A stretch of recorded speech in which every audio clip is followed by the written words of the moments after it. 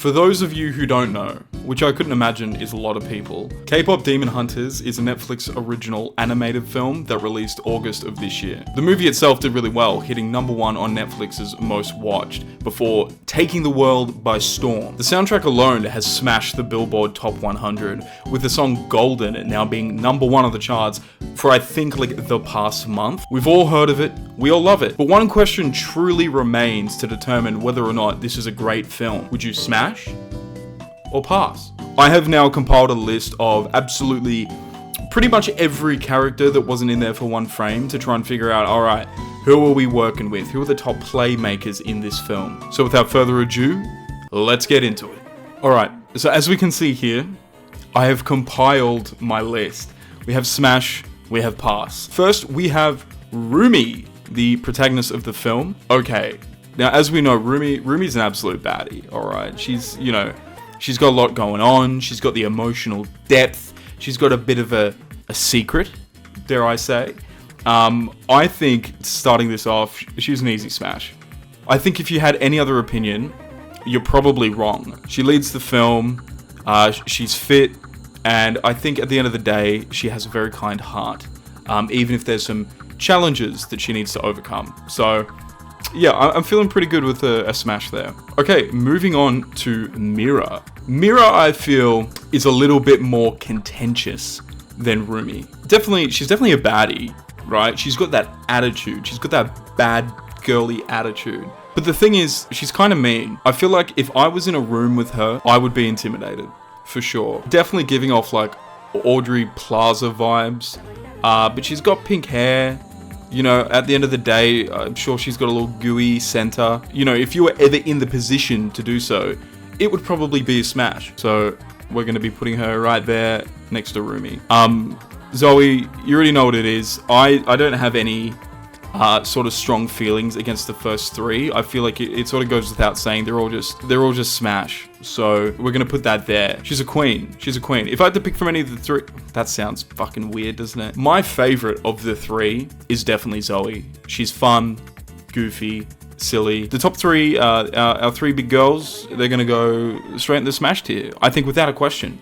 Without a question. Okay, Jinu. Jinu has a speckled past. I've only seen the film like once, and like here and there when my girlfriend's watching it, right? But I feel like Jinu, we're not certain if he actually made some bad decisions in his past, or that's like the demons in his head. But at the end of the day, he does redeem himself. You know, we like a little bit of a redemption arc. So I think it's fair to say that Jinu is going in the smash tier. Look, he's got the perfect hair, perfect little face.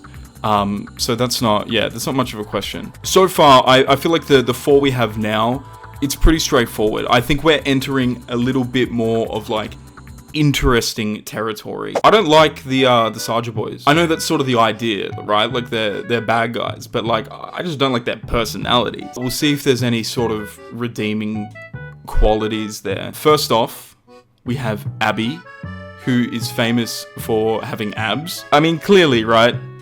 He's a good-looking dude. No one's gonna dispute this, but little bit of a hot take.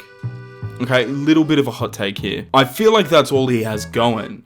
Between the abs and the pink hair, there's no sort of personality to back up everything else that's going on. So I think for that, I mean, I'm gonna have to put him in pass. I don't see a world in which I'm thinking he's either a good dude or I'm intrigued for the smash. There's no intrigue. There's no sort of mystery there. He just seems like you'd be talking to a brick wall or something. Okay, so next we have Baby Saja.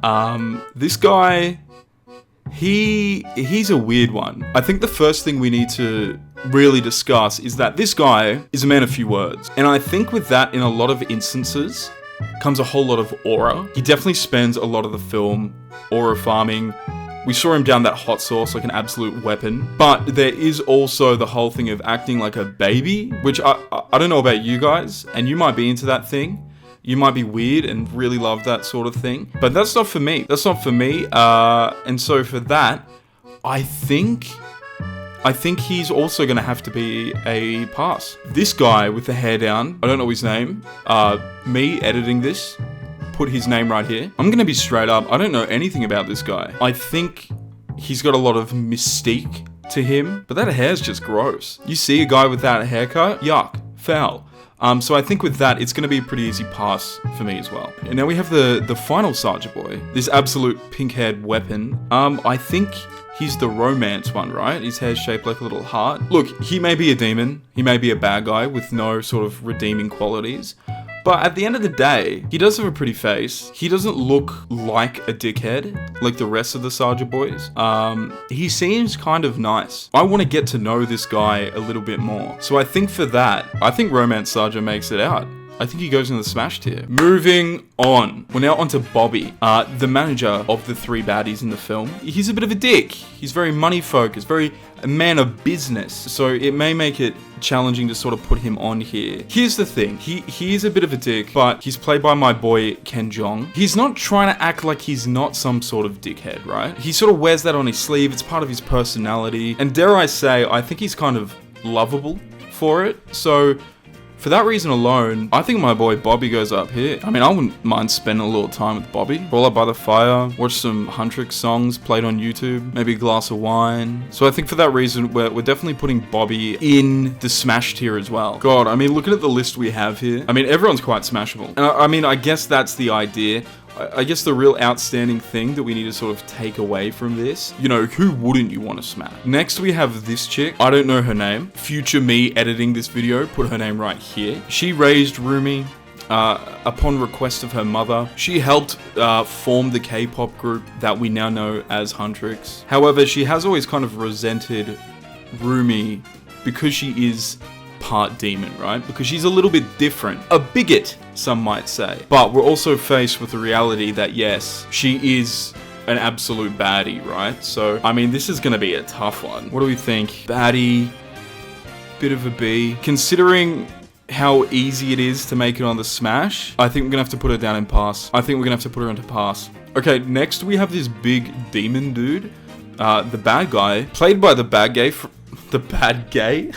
played by the bad guy from Squid Game. An absolute classic, you know, right out of Korea as well. Okay, here's the thing. At the end of the day, he is literally just a massive fire pit. There are some benefits there. He could keep you warm, I suppose. Incredibly evil, like he's this universe's version of Satan. He does have a good voice. You know, he's a man of business. He has passions. He's dedicated. This is a really tough one. I mean, at the end of the day, am I going to smash the fire pit over this lady? Like Baby Saja, he's just radiating aura. And there's no denying that either. So I'm genuinely conflicted. Okay, I think the based take on this is to put him in smash.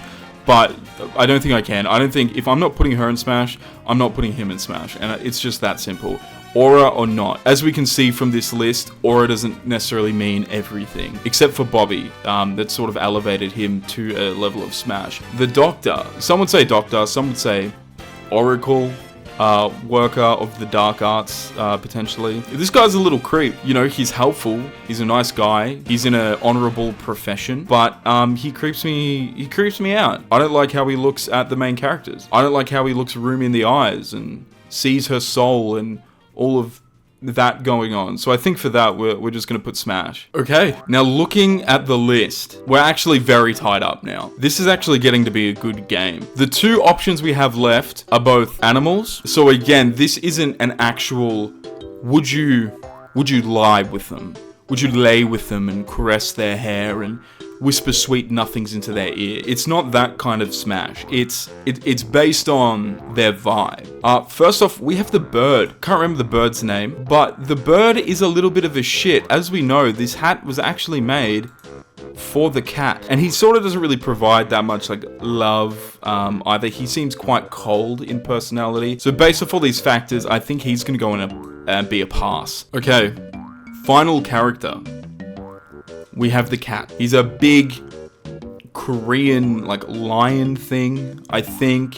Demon. Very kind of, like, feels like one of those Chinese lion statues you would see at the Chinese museum. But in this instance, it's probably, you know, influenced by Korean culture, more so. The thing I like about this guy is he's cuddly. He's a good boy. He doesn't really care that he's a demon. He's just there to have a good time. He looks intimidating, but deep down, he's an absolute sweetie. So I think based on all these factors, I'm gonna put him in Smash. He seems like a nice guy. He'd cuddle up with you at night. He'd probably sit on your lap as you're watching a movie. Maybe K-pop Demon Hunters? Maybe the movie we're talking about? Little meta interaction with the cat there. And with that, I think this is our list. I can definitely see how there'd be a little bit of contention here. Obviously these three, without saying, right? Without saying, questionable. I think most people would agree with these last two as well. Look, I think this film is big enough that, like, there's gonna be someone that wants to smash everyone on this list. So obviously not everyone's going to agree, but I suppose from my subjective opinion, that feels right to me. Thank you so much for watching this incredibly silly little video that I've made. If you want to see more fun things, you can always join the Twitch. Stream on there a lot. Want to get people who actually want to come and watch it, so please give a follow so you'll be notified when I go live. Otherwise, if you've made it this far through the video, hey, just between you and me, just give me a little like. Just a little like. It's just a click. It's just a click. It doesn't mean anything about you. You're purely just helping me grow because I have a little itty bitty cringe baby channel, and getting a little bit of clout would go a long way. And if you don't want to, fair enough, you got me. But that's pretty much it, guys. Thank you so much for watching, and yeah, feel free to watch some of my other videos. I'm sure they'll be linked in the outro.